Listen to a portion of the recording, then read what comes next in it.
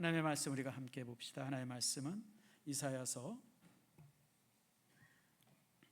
55장 1절에서 5절 말씀까지입니다. 이사야서 55장 1절에서 5절 있습니다. 오라 너희 모두 목마른 자들아 물러나오라. 돈 없는 자도 오라. 너희는 와서 사 먹되 돈 없이 값 없이 와서 포도주와 젖을 사라.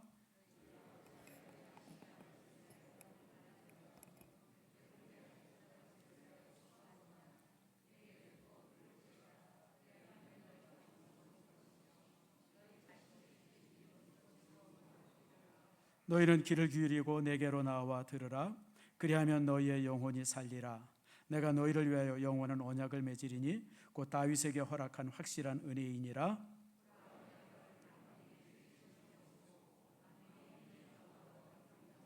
함께 봅니다. 보라 내가 알지 못하는 나라를 내가 부를 것이며 너를 알지 못하는 나라가 내게로 달려올 것은 여호와 내 하나님 곧 이스라엘의 거룩하신 이로 말미암음이라. 이는 그가 너를 영화롭게 하였느니라. 아멘. 하나님 감사합니다. 우리 청년들 학생들이 통일 수련회 잘 다녀왔습니다. 조국의 미래를 위해서 기도하게 하셨고 하나님 나라를 위해서 저들이 정말 찬양케 하셨음을 감사합니다. 저들의 저런 열정과 뜨거움이 이 민족의 미래에 아름답게 자리 잡게 해 주시옵소서. 이 시간 말씀을 나눕니다. 하나님의 말씀이 우리에게 놀라운 은혜가 되게 하시고 말씀의 은혜가 우리를 새롭게 하기를 원합니다. 세상의 지식이 아니라 하나님의 지식으로 우리가 차여지게 하시고 하나님의 말씀이 우리를 새롭게 함으로 인해서 내 속에 있는 거짓되고 욕된 것들이 사라지며 질병이 사라지고 오직 하나님이 주시는 강건함만이 나를 지배케 해 주시옵소서. 말씀을 우리가 귀로 듣는 것이 아니라 가슴으로 듣게 하시고 말씀을 우리 마음판에 새겨서 정말 평생의 좌우명이 되는 말씀들 되게 해 주시옵소서. 감사드리고 예수님의 이름으로 기도드립니다. 아멘. 자, 우리 옆분들이 한번 인사합시다. 축복합니다. 사랑합니다. 주의 전에 오신 여러분들을 축복하고 사랑합니다. 잘 오셨습니다. 20세기 들어와서 최고의 발명품이 뭔지 아세요? 20세기의 최고의 발명품, 에어컨입니다.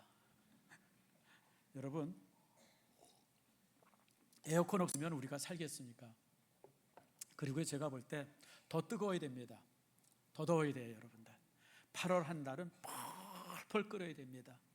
우리가 조금 힘들긴 해도 그래야 포도도 맛있고요, 복숭아도 맛있고 자두도 맛있습니다. 벼도 아주 잘 여뭅니다. 근데 만약에 이제 여러분 마음대로 찬바람 확 불어버리면요, 모든 농사가 냉해를 입습니다. 맛 되게 없습니다. 그래서 여러분, 뜨거운 것도 하나님의 은혜다 기억하시고 또 이제 그런 가운데서 여러분들이 잘 승리하는 삶 되기를 바랍니다. 요즘에 이제 올림픽 보는 재미가 또 있죠. 한 달 전에는 유럽 축구 보는 재미가 참 괜찮았어요. 유럽 사람들 정말 축구 잘하더라고요. 근데 이제 요즘에 또 이제 올림픽이 있어가지고 올림픽 경기 보는 재미가 또 솔솔하더라고요. 처음에는 별로 재미가 없었는데 메달을 한 8개, 9개, 10개 막 이렇게 따가는 모습 보니까 얼마나 참 재밌는지 모르겠어요. 태권도는 정말 재미없더라고요. 난 세상에 태권도가 저렇게 재미없는 운동인지 처음 알았어요. 이 세상에 무슨 발차기 몇 번 하다가 그냥 말아요? 아니 원래 우리 대한민국 태권도가 무술인데 무술이 스포츠가 되니까 저렇게 좀 재미없는 거예요. 그래서 내가 이렇게 태권도 경기 보면서 저거 얼마 안 있으면 저거 올림픽에서 퇴출되겠다. 저렇게 재미없는 거 누가 보려나. 참 그런 생각 해봤습니다. 그리고 나서 또 제가 재밌게 본 게 배구와 배드민턴입니다. 우리나라는 이번에 구기 종목이 하나도 못 나갔어요. 참 이 대한체육회 이게 문제가 심각해요. 도대체 이놈들 뭐 하는 놈들인지 모르겠어요. 그 축구도 못 나가고요, 배구도 못 나가고 농구도 못 나가고 아무튼 핸드볼도 못 나가고 아무튼 다 못 나갔어요. 근데 일본은요 많이 나갔어요. 제가 월요일날 저녁에 우연히 TV를 보다가 일본 배구 시합하는 걸 봤습니다. 8강인데 누구랑 이렇게 경기를 했냐면 이탈리아랑 했어요. 이탈리아는 세계 배구의 2위 국가입니다. 아마 1위 국가가 쿠바나 될 것, 쿠바나 브라질 같은 데가 1위일 거고, 유럽에서는 이제 이태리가 제일 잘합니다. 우리나라 선수들 중에 이태리 가가지고 이제 이렇게 프로에서 뛰었던 친구들이 있고 그러지 않습니까? 그런데요, 나 깜짝 놀란 게 이태리와 일본 배구가 거의 수준이 동등했어요. 여러분 보셨던 분들 아시죠? 나는 이태리가 일본이 그렇게 잘하는 줄 몰랐어요. 아무튼 1, 2세트 이겼고요. 2, 3세트 졌고 5세트는 15점에 끝나지 않습니까? 근데 참 안타깝게 12점인가에서 서브미스를 했어요, 일본 사람이. 그러면서 확 무너져가지고 지더라고요. 내 평생 일본을 그렇게 응원해 본 적이 없습니다. 원래 여러분들 배구 시합이라 배구 경기라고 하는 것이 이 키싸움 아닙니까? 이태리 애들 190, 200 다 넘는 친구들이 그냥 펄펄 날아다니는데 그들이 스파이크한 거를 거의 일본 친구들이 다 막아내고, 참. 그리고 또 그 장신들 그 틈 속에서 또 스파이크를 해가지고 또 점수를 내고, 그리고 막 환호하는 일본 젊은이들을 바라보면서 우리가 일본을 잘못 생각하고 있었구나. 우린 사실 일본은 지는 나라라고 생각했잖아요. 이제 일본은 곧 망할 거다 뭐 이런 생각을 많이 했는데, 아니요 여러분들, 일본 대단한 나라더라고요. 그리고 나서 또 이제 뉴스를 보니까 농구 시합에서도 아슬아슬하게 졌다 이런. 그다음에 축구도 얼마나 잘했어요. 축구도 연 3경기를 거의 아주 말끔하게 했는데, 그 이제 마지막 8강 경기인가 그쪽에서 지는 바람에 이제 축구가 떨어지긴 했는데, 제가 그런 모습을 보면서 우리나라가 이게 조금 자세를 달리해야 되겠구나. 우리나라가 개인전이나 이런 건 잘했잖아요. 그런데 이제 그런 구기 종목이라든지 단체전에서 참 이렇게 형편없는 모습을 보면서 이게 우리나라가 지금 겉멋만 들어있는 게 아닌가, 겉멋만 들어있는 나라 아닌가, 참 그런 생각을 하면서 참 그랬습니다. 그리고 또 이제 안세영의 배드민턴 경기를 봤어요. 나는 당연히 이기리라 생각했어요. 왜냐하면 워낙 잘하고 세계 1위니까. 그런데 나중에 이렇게 이제 인터뷰하는 걸 보니까 아주 만신창이더구만요. 무릎도 찢어지고 그냥 여기저기 부상병동이더라고요. 그런데 그 몸을 끌고 나와서 이제 우승을 하고 우승하면서 표를 하는 장면을 봤어요. 그러고 나서 이제 인터뷰하지 않았습니까? 인터뷰하면서 이제 일종의 이제 배드민턴계에 대한 여러 가지 부조리한 것들, 참 배드민턴 계가 이게 아주 개판이 두구만요. 여러분 무슨 시합을 나가는데 선수들은 3등간 타게 하고 지들은 비즈니스 타고 오고, 이게 아주 썩어 죽을 놈들 아니에요? 그리고 임원이 40명씩이나 되는데 그 40명씩이나 되는 임원들이 무슨 돈 한 푼도 안 내고 다녀요. 그러니까 선수들을 위해서 국가에서 돈 타내가지고 다 지들이 호텔비 쓰고 비행기표 사고 다 이 짓들 한 거예요. 이 짓들 정말 나쁜 놈들이에요. 무슨 스폰이 걸려 있다고. 여러분 배드민턴 선수에서 제일 중요한 게 라켓과 신발 아닙니까? 신발도 자기한테 맞는 신발 못 신게 했대요. 스폰 받은 신발 신으라고. 이런 썩어 죽을 놈들이 어디 있어요? 그래서 제가 이렇게 저는 솔직히 내부 고발자들을 싫어합니다. 여러분 한솥밥 먹고 같이 있다가 뭔가 마음에 안 든다고 고발하고 나가는 사람은 내가 볼 때 아무리 생각해도 인정이 안 돼요. 그냥 싫으면 그냥 나오면 되지. 왜 같이 함께 하던 사람들한테 침 뱉고 나옵니까? 나는 그래서 내부 고발자를 제가 참 싫어하는데, 근데 안세영 이 친구가 이런 얘기를 하는 걸 제가 들어보면서 이건 좀 또 다른 문제구나. 근데 그 친구가 인터뷰를 하면서 마지막에 이런 얘기를 하더라고요. 제가 이렇게 인터뷰하는 이유는 싸우자고 하는 것 아닙니다. 저는 어른들 중에 누군가가 이 불합리한 걸 좀 고쳐줬으면 해서 제가 이런 얘기를 합니다. 그러면서 이제 마지막 멘트라는 걸 제가 들으면서 굉장히 좀 가슴이 짠하더라고요. 어른들이 누굽니까? 우리들이에요, 우리들. 지금 20대 청년애들 그냥 막 죽기 살기로 경계하게 만들고, 우리 나이 또래 된 사람들, 이런저런 사람들이 걔들 이용해가지고 돈 받아먹고, 걔들 이용해가지고 못된 짓들 다 하고 다니고, 얼마나 부끄러워요 여러분들. 사실 저는 그래서 이렇게 인터뷰를 쭉 보면서 얼마나 참 부끄러웠는지 모릅니다. 그래서 아무튼 그런 걸 이렇게 보면서 이런저런 한 주를 지금 보냈습니다. 그래서 제가 사진을 몇 장 찍어왔어요. 자, 이 사진이 무슨 사진인지 아시죠? 일본 선수가 배구에 지고 서로 안타까워하는 모습입니다. 잘 나가다가 12점대 와가지고 서브를 딱 했는데 네트에 걸려버렸어요. 그래가지고 막 그냥 안타까워가지고, 그러고 나서 무너져가지고 게임에서 졌어요. 자, 이건 뭐죠? 안서희가 우승하고 나서 표하는 모습입니다. 야, 얼마나 기뻤으면 저렇게 표하겠어요. 근데 뭐 그랬다고 그러죠. 자기가 올림픽에서 우승하려고 하는 이유는 이런 불합리한 것을 알리기 위해서 우승했다고, 뭐 이제 그런 얘기까지 들리더라고요. 저는 이 모습을 보면서 그런 생각을 해봤습니다.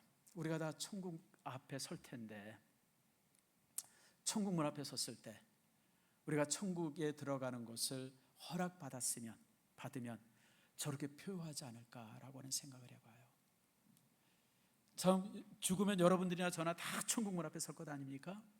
근데 그 천국 문 앞에서 심판하시죠. 천국에 들어올 자와 그러지 못할 자. 여러분, 그 마태복음에 보면 달란트 비유에 보면 그런 일 있지 않습니까? 악하고 게으른 자들아, 내게서 물러가라, 쫓아내지 않습니까? 천국에 들어가고 당연히 자신이 구원받을 줄 알고 천국 문 앞까지 왔는데 니들은 아니야. 그래서 그들이 울며 이를 갈미 있으리라 그러잖아요. 얼마나 참 원통한 일이겠어요. 반면에 천국 문 앞에서 넌 들어와도 돼, 이렇게 주님으로부터 허락을 받으면 그 기쁨이 여러분들 상상할 수 있겠습니까? 지금까지 우리가 이 땅에 살면서 힘들고 고생했고 눈물 가졌고 정말 가슴 아팠고 조롱받았고 이런 수없이 많은 것들이 그냥 그 한순간에 다 사라질 겁니다. 그리고 표하면서 안세영이가 그냥 막 그랬던 그 기쁨이 여러분의 인생 속에 다 있기를 축복합니다. 여러분, 인생은 두 번의 기회가 없어요. 올림픽은 4년마다 기회가 있습니다. 오래 못하면 또 4년 죽기 살기로 연습했다가 또 이제 4년 후에 다시 기회가 있어요. 근데 인생은 딱 한 번의 기회밖에 없어요. 그래서 우리가 매 순간 신중하게 살아야 되고 매 순간 열심히 살아야 하는 겁니다. 두 번의 기회가 있고 연습의 기회가 있다 그러면 얼마나 좋겠어요. 한번 대충 가보고선 이게 아닌가 봐요, 다시 시작해야겠다, 이런 뭔가 리셋할 수 있다고 하는 것이 있다 그러면 얼마나 좋겠습니까? 인생은 리셋가 없어요. 인생은 단판 승부입니다. 한 판에 모든 것이 끝나는, 그게 인생의 승부죠. 그래서 여러분들, 그런 가운데서 오늘 이 시간에 우리가 주님께서 주시는 말씀 우리가 함께 살펴보려고 합니다. 자, 여러분 1절 말씀을 우리가 한번 봅시다.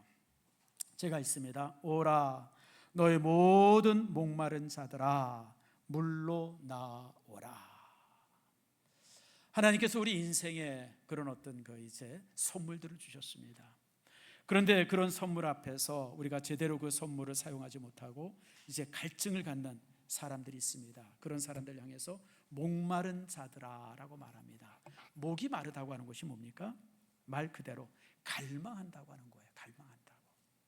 여러분, 우리가 인생을 살려고 하면 우리가 이 땅에 살아가는 동안 갈망함이 우리 속에 있어야 돼요. 우리가 작든지 크든지 우리가 정말 이렇게 성공하지 못한지 상관없이 무엇인가 가지 큰 갈망이 우리 속에 있어야 돼요. 그게 인생을 만들어가요. 그게 인생을. 여러분, 사실 요즘 세상이 얼마나 참 이렇게 세분화되어 있고 또 냉혹합니까? 실력이 있는 사람 없는 사람 그냥 특별히 구분이 가고 뭐 흙수저다 금수저 이런 이야기도 있을 정도로 세상이 참 무한 경쟁, 정말 약육강식의 세상 아닙니까? 그런 곳에서 우리가 살아가되, 그러나 우리가 포기하지 않고 갈망하면서 살아가야 될 것이 우리의 모습이에요. 이기든지 지든지 상관없이 말입니다. 그런데 요즘에 이제 시대가 좀 많이 달라졌죠. 예전 같지 않습니다. 예전에 그저 가만히 있어도 중간은 갔는데 요즘은 이제 그렇지 않아요. 너무 명백하게 이렇게 갈라서요. 승리자와 패배자가 너무 분명하고 이기는 자와 진 자가 너무 분명하고 어떤 그 계층 간의 이게 너무 단절돼 있어서 정말 이게 참 삶이 힘든 세대를 우리가 살아가고 있죠.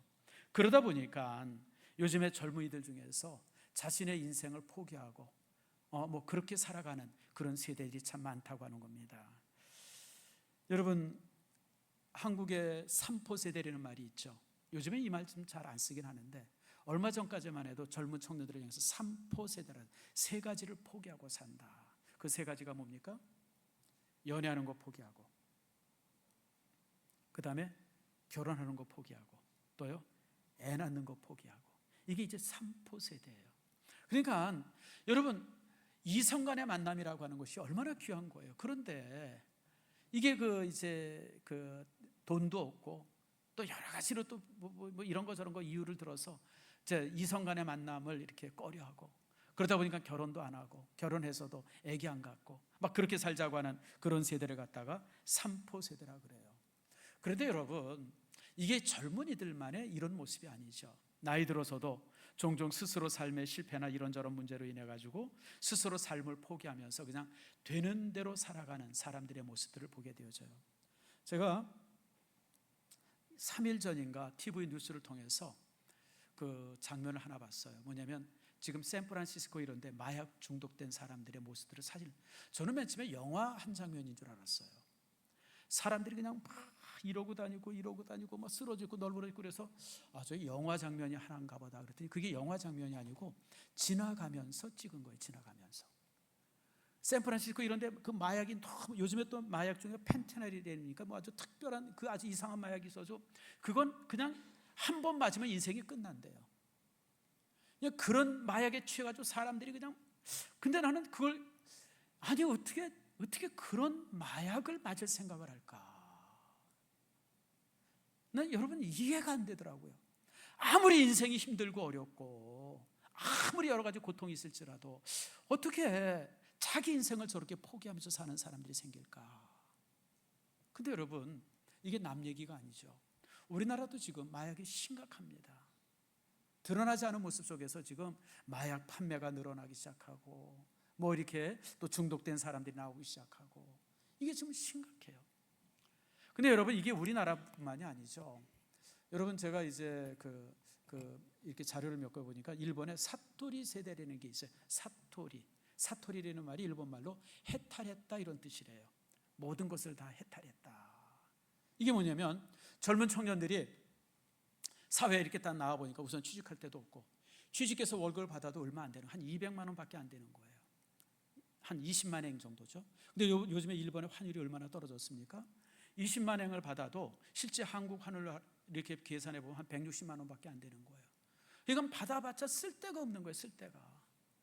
그러니까 이 청년들이 대기업에 취직하려고 그러지 않고 그냥 알바만 하려고 그러고, 그리고 주어진 그냥 돈 조금 있으면 그거 가지고 간신히 사는데 편의점에 가서 이렇게 김밥 사 먹고 뭐 그냥 짜잘한 거 사서 쓰고 그냥 모든 것에 희망을 잃어버린 그런 세대들, 이런 세대들이 해탈한 사람 같다. 그러니까 중들처럼 그냥 무소유의 삶을 사는 이런 청년들이 지금 일본 사회 속에 심각하게 놓여져 있다는 거예요. 그래서 그런 세대를 향해서 사토리 세대라 그래요.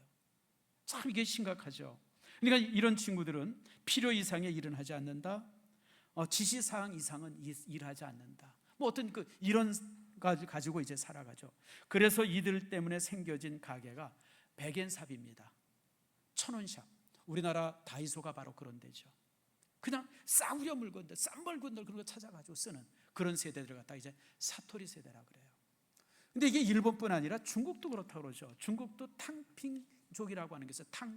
탕핑이라는 게 무슨 뜻이냐면 그냥 바닥에 누웠다고 하는 뜻이에요. 바닥에 누웠다.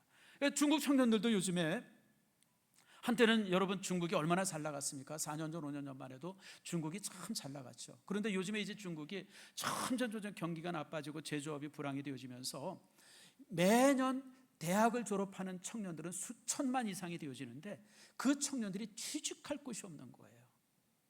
그러니까 취직할 곳이 없으니까 여러분 사진 종종 보잖아요. 뉴스 같은 데 보면 이 중국에 지금 중국이 이제 이제 일종의 졸업 시즌인데 이 청년들이 그냥 이제 졸업 가운을 입고 바닥에 눕고 그냥 뭐 길거리 흩어지고 막 그런 사진들이, 이게 이제 탕핑족이에요. 아무것도 안 하고 산다는 거예요.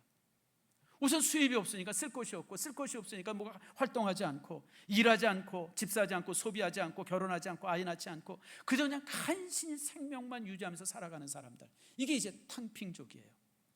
이게 지금 대한민국도 그렇고 일본도 그렇고 중국도 그렇고 세계 수없이 많은 사람들이 스스로 자기 삶을 포기하면서 살아가는 이런 사람들이 이제 많다고 하는 거죠. 그래서 사실은요 여러분, 인구 감소보다 더 무서운 것이 있어요. 그게 뭐냐면 자포자기하고 살아가는 사람들의 모습입니다. 다시 말하면 인생을 살아가면서 갈증조차 느끼지 못하고 사는 사람들이 있다고 하는 거예요. 여러분, 내가 실패하고 뭔가 지금 어려움을 당하고 또 가난하고 어려워서 뭔가 이루고자 그냥 아무튼 너무 높이 있어서 올라갈 수는 없지만 그래도 계층을 한번 뚫고 올라가 보려고 노력하는 사람은 그나마 좋은 사람들이에요. 희망이 있는 사람들이에요. 그런데 스스로 그 모든 것을 포기하고 사는 사람들이 요즘에 많다고 하는 겁니다. 그래서 오늘 성경에 오라 너희 목마른 자들아 내게로 오라라고 하는 이 말씀은, 여러분, 우리가 이 땅에 살아가면서 아무리 실패했을지라도, 가진 것이 없을지라도, 여러 가지로 불리한 것이 수없이 많이 있을지라도 열망을 가지고 살려는 거예요. 자기 자신을 포기하지 말고 무엇인가 도전하고 또 도전하고 다시 한번 시작해보는 그런 인생이 되라고 하는 것이 오늘 이 본문에 있는 말씀인 겁니다. 사랑하는 성도 여러분, 우리가 이 땅에 살면서 여러분, 가장 나쁜 질병이 자포자기하는 겁니다. 여러분, 자기를 포기하지 않기를 바랍니다. 여러분, 무엇이든지 간에 열망을 갖지 마세요. 나이가 많다고 해서, 가진 것이 없다고 해서, 재능이 없다고 해서, 이런 거 저런 거 부족하다고 해서 나는 아무것도 할 수 없다라고 스스로 자기를 포기하지 말고, 여러분, 그래도 뭔가 내가 하겠다고 하는, 뭔가 이루겠다고 하는, 나아가겠다는, 앞서겠다고 하는 이런 열망들을 여러분들이 갖기를 축복합니다. 그런데 여기서 하나님께서 우리를 향해서 중요한 지적을 하나 하고 있습니다. 우리가 열망을 가지고 열심히 살아가지만 오늘 2절에 뭐라고 그럽니까? 2절 말씀 제가 있습니다. 너희가 어찌하여 양식이 아닌 것을 위하여 오늘 달아주며 배부르게 하지 못할 것을 위하여 수고하느냐라고 우리를 지적하고 있습니다. 무슨 뜻입니까? 도전하되, 시도하되 방향을 바로 가지려는 거예요. 방향. 제가 가끔 여러분에게 말씀드린 것처럼 인생에 가장 중요한 것은 방향이에요. 방향만 제대로 돼 있으면 시간이 문제지 결국 옳은 곳에 도달할 수 있어요. 그런데 방향이 잘못돼 있으니까 이루고선도 허무하고, 이루고선도 여러분 이렇게 이제 행복이 없는 것이죠. 여러분 잘 아는 것처럼 우리 한국 사람들은 굉장히 능력이 있습니다. 세계 어디 가서 봐도 한국만한 그런 민족, 경제력이 있는 사람들이 없습니다. 그거는 제가 인정하는 게 아니라 온 세계인들이 다 인정하고 있습니다. 중진국의 함정에서 벗어난 나라가 유일한 나라가 대한민국이고요. 80년 전에 그 엄청난 전쟁을 겪었음에도 불구하고, 그리고 식민지를 거쳤음에도 불구하고 여러분, 선진국이 된 나라가 세계에서 유일하게 대한민국 하나밖에 없습니다. 그래서 지금 수없이 많은 중진국의 나라들이 성장의 목표로 대한민국을 세우고 있어요. 대한민국처럼 성공해야 되겠다, 대한민국처럼 서해야 되겠다. 이게 이제 한국의 모습입니다. 그런데 여러분, 이면은 어떻습니까? 이런 대한민국 사람들을 향해서 당신은 행복합니까? 라고 물어볼 때 행복하다고 답하는 사람이 없다고 하는 거예요. 지금 여러분, 행복지수라는 게 있는데 쭉 행복지수를 하면 대한민국에는 저 바닥에 있어요. 대한민국 사람들 스스로가 불행하다고 생각하고 살아가고 있는 거예요. 여러분, 사실 우리가 가진 게 얼마나 많습니까? 집에도 차가 한두 대씩은 다 있고요. 냉장고는 몇 개 있어요. 아까 3부 예배 때 보니까 어떤 집은 냉장고가 4개 있대요. 메인 냉장고 하나 있고, 김치 냉장고 하나 있고, 또 뭐 있죠? 저장하는 냉장고 하나 있고, 김치 냉장고 쓰던 거 하나 또 있고. 여러분, 냉장고, 아무튼 여러분 또 그 안에 들어있는 게 얼마나 많아요. 뭐 요즘에 TV 보니까 냉장고 파먹기 뭐 이런 게 있더라고요. 여러분, 한국 사람들의 표준적으로 3달은 장 보지 않아도 먹고 살 수 있답니다. 우리 남자들 아내한테 몇 달치 안 줘도 돼요? 3개월을 안 줘도 먹고 사는데 하등의 문제가 없답니다. 시도는 하지 마세요. 끝장이 날 수가 있으니까. 그렇게 많은 걸 싸놓고 사는, 옷은 또 얼마나 많아요. 여기서 저 끝까지 가득 차 있잖아요. 옷이 그냥 매일 쿠팡에서 그냥 옷 사다 나누느라고. 그래도 항상 없어요. 우리가 이렇게 많이 가지고 있는데, 넘치도록 가지고 있는데 그대로 행복하지 않아요. 이게 왜 그래요? 목표가 잘못되어 있어서 그래요. 제가 작년에 올 초에 글을 하나 읽고선 되게 기분 나쁜 적이 있었어요. 마크 맨슨이라고 하는 사람이 있습니다. 베스트셀러 작가고요. 그 이제 또 유튜브 하는 미국 사람이에요. 근데 그 사람이 우리나라에 한 몇 주 와서 이제 한국을 딱 돌아보고 나서 글을 하나 썼어요. 그 글의 제목이 뭐냐면 너무 황당해요. 대한민국은 가장 우울한 나라입니다. 이런 글을 쓰고 갔어요. 제가 그 글을 읽고 얼마나 기분 나빴는지 몰라요. 아니, 이놈의 새끼 웃기는 놈이네. 지가 뭘 안다고. 아니, 한국 기껏해 한 주, 두 주, 뭐 열흘도 안 돌아보고 나서 무슨 대한민국이 우울한 나라라고 그러고 가나. 되게 기분 나빴어요. 근데 그 사람이 이런 얘기를 해요. 불과 몇십 년 만에 과학이랑 기술이랑 교육, TV, 영화, 음악, 스포츠 모든 분야의 선도주자가 대한민국이라는 거예요. 그렇죠, 여러분들. 여러분, 대한민국이 지금 스포츠 강국이에요. 우리가 금메달 13개 땄어요. 지금 몇 위죠? 6입니까? 7입니까? 7인가요? 여러분, 대단히 잘하는 거예요. 우리 인구가 5천만 밖에 안 되잖아요. 중국이 30몇 개 땄는데요. 중국이 인구가 얼마예요?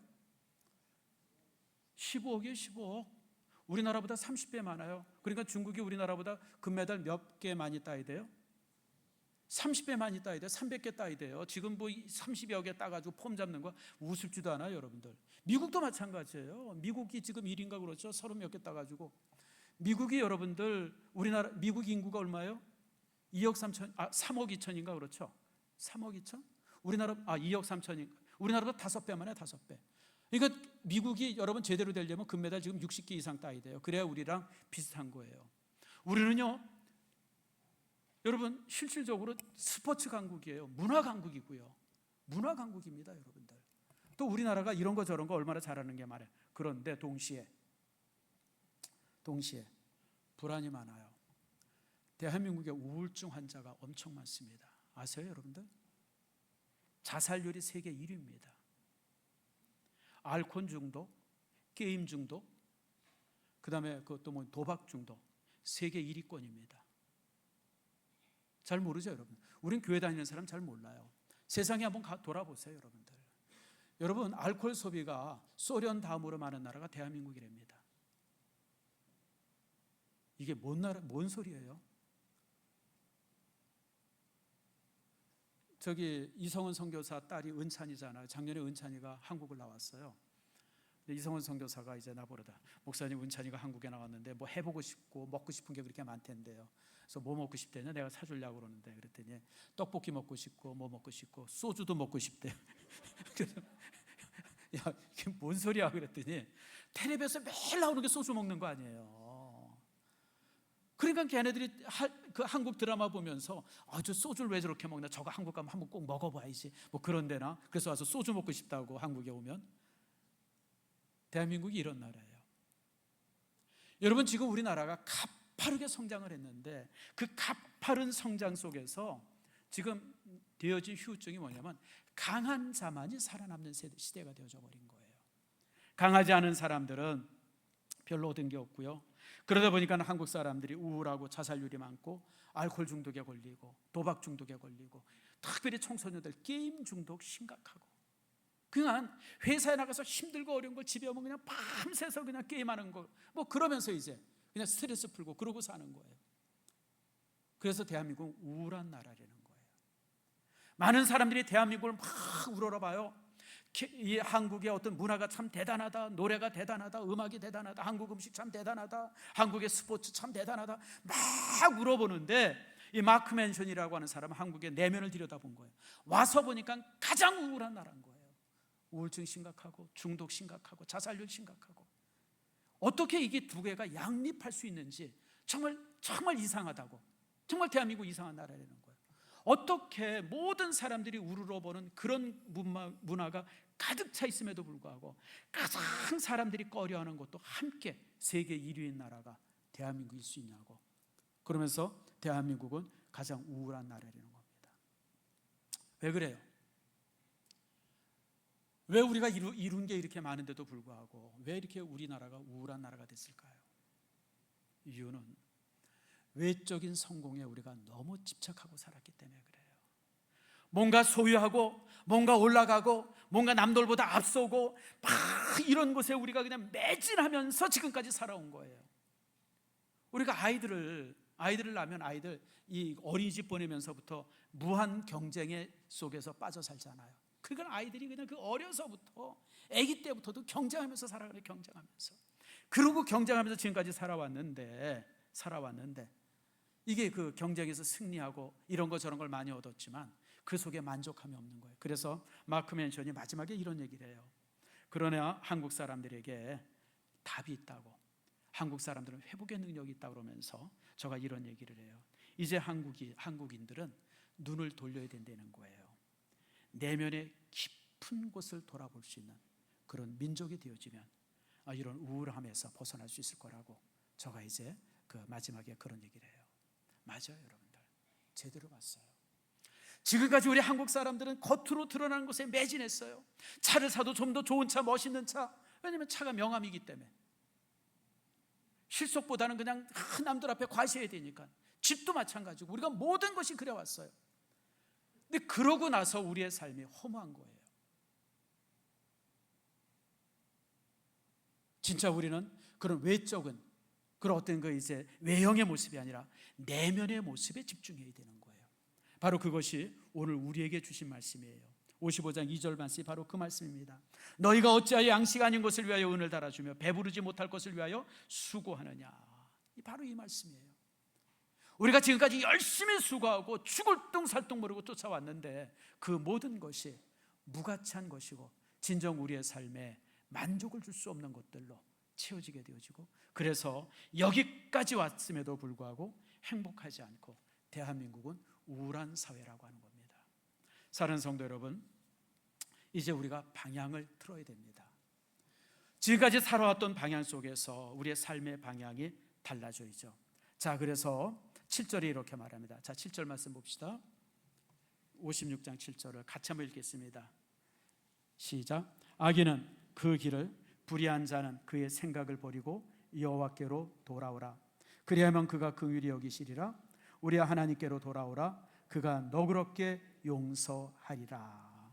두 가지 말씀이 있죠. 따라합시다. 버리라, 돌아오라. 여러분, 지금까지 우리가 잘못된 방향으로 살았다고 그러면, 잘못된 가치를 가지고 살았다고 그러면, 잘못된 목표를 가지고 살았다고 그러면 버리라고 하는 거예요. 그리고 나서 방향을 틀어서 하나님을 향해서 돌아오라고 오늘 성경은 우리에게 말씀하고 있습니다. 여러분, 옛사람과 그 행위를 벗어버려야 돼요. 우리가 여전히 이 것을 짊어지고 뭔가 좀 이렇게 내면의 것을 찾으려 한다고 그러면 그것은 여러분들 되지가 않죠. 과감하게 이 것을 버려야 돼요. 지금까지 살아왔던 삶의 방식을 바꿔야 됩니다. 지금까지 소유를 목표로 살았다고 하면 여러분, 그 목표를 버려야 돼요. 정말 우리가 가져야 될 진정한 가치가 무엇인지를 다시 한번 찾아야 됩니다. 그래서 오늘 성경은 하나님을 향해서 돌아오라고 우리에게 요구하고 있어요. 돌아와라. 하나님을 향해서 방향을 바꾸라고 하는 겁니다. 여러분, 참 이게 돌아온다고 하는 것이 쉽지 않습니다. 잘못된 방향을 바꾼다고 하는 것이 얼마나 쉽지가 않아요. 여러분, 하나님께 나아가는 것이요, 여러분 재미없을 수도 있어요. 귀찮을 수도 있습니다. 또 여러분, 재미있는 것이 세상에 얼마나 많습니까? 여행도 해야 되고 운동도 해야 되고 여러분 친구도 만나야 되고 맛있는 음식도 먹어야 되고 이런 거 저런 거. 그런데 여러분들, 순위를 정해야 돼요. 하나님께 돌아오는 것이 우리의 삶의 선순위가 되지 그거의 후순위가 돼서는 안 된다고 하는 거예요. 많은 사람들이 하나님께 돌아오는 걸 알아요. 또 돌아오겠다고 생각해요. 그런데 항상 하나님께 돌아오는 것이 저쪽 밑에 후순위예요. 선순위는 항상 다른 것이 있어요. 오늘 하나님께서는 그 순위를 바꾸라고 하는 겁니다. 하나님께 돌아오는 것이 1순위가 되라고 하는 그런 말씀을 우리에게 하고 있어요. 그러면서 중요한 돌아와서는 2절에 이렇게 말합니다. 자, 2절 말씀, 2절의 후반절에 이렇게 말합니다. 내게 따라합시다. 내게 듣고 들을지어다. 듣고 들을지어다라고 말씀해요. 또 3절에도 너희는 귀를 기울이고 내게로 나와 들으라. 하나님께 나왔으면 들어야 돼요. 말씀을 우리가 신중하게 경청해야 돼요. 하나님의 말씀이 우리를 변화시킬 수 있도록 그 말씀 앞에 우리가 세워져야 합니다. 여러분, 믿음은 들음에서 납니다. 믿음은 들음에서 나죠. 자, 로마서 10장 10절에 이렇게 말합니다. 같이 한번 읽읍시다. 시작. 그러므로 믿음은 들음에서 나며 들음은 그리스도의 말씀으로 말미암느니라. 아멘. 여러분, 믿음은 들음에서 나요. 무엇을 들어야 돼요? 그리스도의 말씀을 들을 때 우리가 믿음이 나고 그 말씀 속에서 우리의 삶 속에 답이 있는 거예요. 이런 들음이 있어야 우리는 더 이상 상처와 고통 속에서 방황하지 않고요. 이런 들음이 있을 때 우리는 목마름과 갈증에 시달리지 않고요. 이런 들음이 있을 때 우리는 탈진하지 않고 낙심해서 절망하지 않고 근심과 근심이나 염려나 불안이나 초조로부터 우리가 이길 수 있는 힘이 내 안에 주어지는 겁니다. 그러므로 들어야 합니다. 우리가 읽어야 되고 들어야 하고 말씀 안에 여러분 그런 모습이 여러분 속에 있어야 돼요. 그럴 때 오늘 주님께서 이렇게 약속합니다. 4절 말씀이에요. 자, 4절을 같이 한번 읽겠습니다. 시작. 보라, 내가 그를 만민에게 증인으로 세웠고 만민의 인도자와 명령자로 삼았나니. 보라, 확인하려는 거예요. 보라, 내가는 누구를 말해? 하나님이에요. 하나님께서 그를 누구예요? 그가 누굽니까? 저와 여러분이에요. 그를 어떻게 세워요? 만민의 증인으로 세웠고 만민의 인도자와 명령자로 삼았다라고 말씀하고 있어요. 증인으로 세웠다고 하는 것이 뭘까요? 하나님의 살아계심을 드러내는 증인으로 삼았다고 하는 거예요. 여러분, 우리가 하나님의 말씀을 듣고 그 말씀 앞에 설 때에 불신자들이 우리를 바라보면서 정말 하나님이 살아계시는구나, 정말 하나님이 살아계시는구나, 그걸 알게 하는 증인이 되겠다고 하는 거예요. 근데 그걸로 그치지 않아요. 한 단계 더 나가서 뭐라고 그러냐면 내가 그를 만민의 인도자와 명령자로 삼겠다. 다시 말하면 세상을 바꾸는 사람으로 만들겠다고 하는 거예요. 이게 뭔 소리예요? 저와 여러분같이 부족한 사람이 무슨 수로 세상을 바꿔요? 나도 못 바꾸는데, 내가 내 아내와 내 자녀들도 못 바꾸는데 내가 어떻게 세상을 바꿉니까? 그런데 주님께서는 오늘 우리에게 세상을 바꾸는 사람이 되게 하겠다고 오늘 우리에게 말씀합니다. 사랑하는 성도 여러분, 우리에게 작은 것들이 주어져 있습니다. 물질도 작고 재능도 적고 시간도 적고 이런 것 저런 게 모든 것이 작아요. 그러나 비록 내가 많은 것이 적을지라도 내가 하나님의 손에 사로잡히면, 하나님의 능력에 사로잡히면 내 인생은 놀라운 힘을 갖게 되어집니다. 자, 여기 사인펜이 하나 있어요. 빨간 사인펜입니다. 제가 이걸 항상 여기다 좀 놓고 있어요. 이게 뭐에 쓰이냐면 이렇게 밑줄 치려고 제가 쓰고 있어요. 이 사인펜이 제 손에 쥐어지면 기껏해 밑줄 치는 것밖에 안 돼요. 근데 만약에 이 사인펜이 셰익스피어 손에 잡혔다 그럽시다.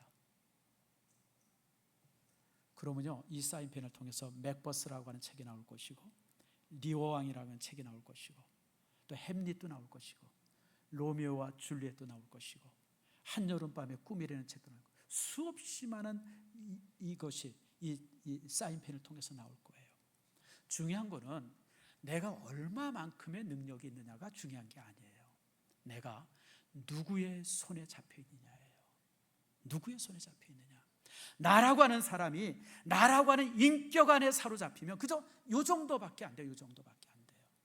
그러나 내가 하나님의 손에 사로잡히면요, 나는 위대할 수 있습니다. 아멘 하십니까? 작년에 제가 아프리카에 다녀오고 나서 여러분들에게 간증 하나 한 게 있어요. 제가 이름은 잊어버렸어요. 장로님 이름을. 아무리 찾아봐도 어디 써놨는데 안 찾아지더라고요. 저기 종로 5강가에 보면 홍익교회라고 있습니다. 통합적 교회예요. 홍익교회. 그 교회 이제 장로님이 한 분 계셨는데 그 장로님이 선교 부장이었었대요. 그래서 이제 아프리카에 선교사를 파송하려고 몇 년을 준비했답니다. 몇 년을 준비해가지고 이제 교육도 시키고 훈련도 받게 하고 이제 파송 예배를 드리려고 그러는데, 막상 파송 예배를 딱 드리려고 이제 파송 예배 광고를 하고 다 했는데 이 선교사님이 안 가겠다고 그런 거예요. 나 못 갑니다. 이게 얼마나 황당해요.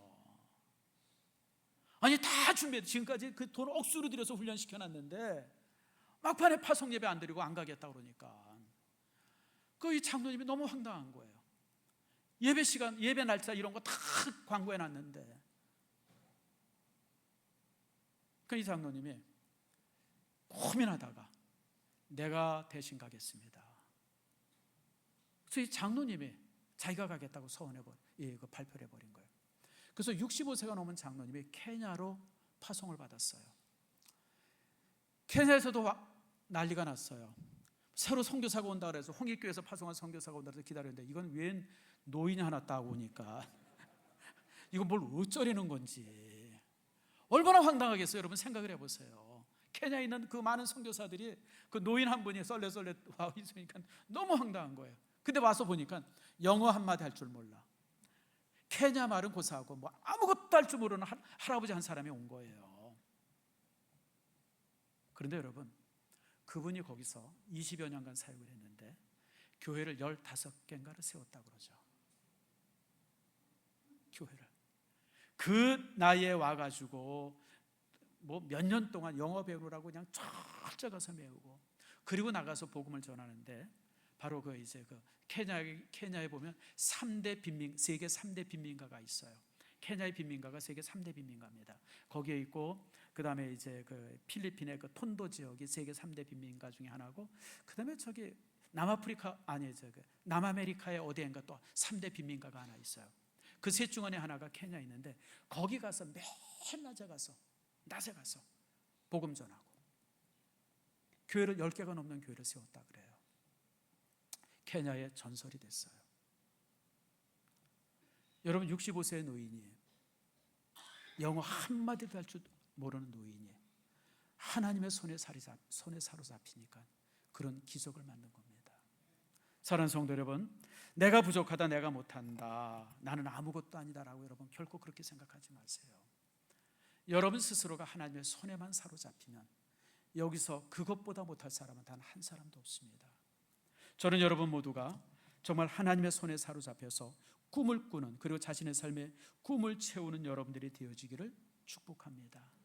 여러분, 이번 올림픽에서 제가 참 감동적으로 봤던 게 또 역도입니다. 다른 모든 경기는 다른 사람과의 경쟁인데 역도는 나와의 경쟁이잖아요. 야, 거기 와가지고 그 170kg, 180kg 막 이런 그 이 바벨을 들어올리는 모습을 이렇게 제가 보면서 그냥 애쓰는 모습 보면서 제가 얼마나 부끄러웠는지 몰라요. 실질적으로 그랬다 그러죠. 8년 전인가 4년 전인가 그 이제 이 중국의 여자 역도 선수가 그걸 이렇게 들다가 너무 힘을 줘가지고 내장이 터져서 죽었다 그래요. 실제 역도가 이게 무서운 운동이구나. 나는 역도 잘못하면 허리나 상하고 어깨만 상하는 줄 알았더니 내장이 터진대요. 너무 힘을 주다가. 뭐 그래서 이제 죽었던 8년 전인가 내가 그 기록을 옛날에 한번 본 기억이 있어요. 제가 사실 보면서 역도 경기를 보면서 하나님께서 내게 사역을 주셨는데 내가 저런 애씀이 있었나, 참 부끄럽더라고요.